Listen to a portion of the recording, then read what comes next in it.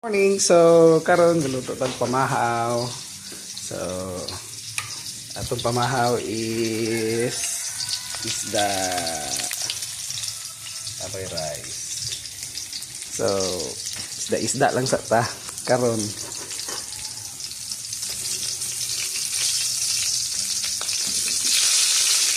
Ano isda ko tug kay barato ra. Dili mahal. Affordable ra ang 100 na ko 8 pieces.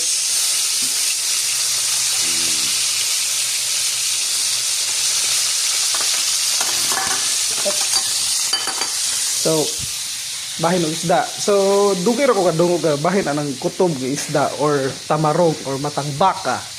Na kuno siya mercury na content. Comment daw mo kung nabagid siya mercury nga content. Kay ambot lang ingon sa mga mamaligyang isda pero nganong gibaligya pa nila kung may mercury nga content. But anyway, ambot lang nature na siguro nakabaloan na. So comment mo kung kanang nabigay mercury nga content ang tamarong or matang baka nga isda. Bye. Baka.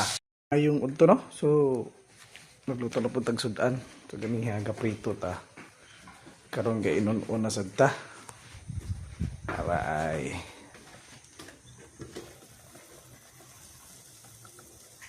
Same ra gyud isda, kutob. So na naman tay rice daan. Gwapo kaya itong kabuntago no. Mingaw kay diri. So nindot yang kabuntagon. So, nga ni kinabuhi sa probinsya. So, naman to doon sa farm. Sa mga farm.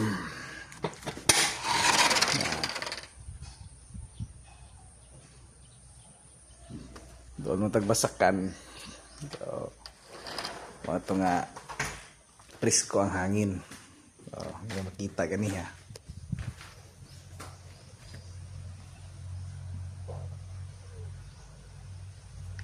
Anak kamingaw dire. So buhay probinsya. Sipon patag ubo. Pastilan usum gud karon. So anyway, so maoro to. Bye.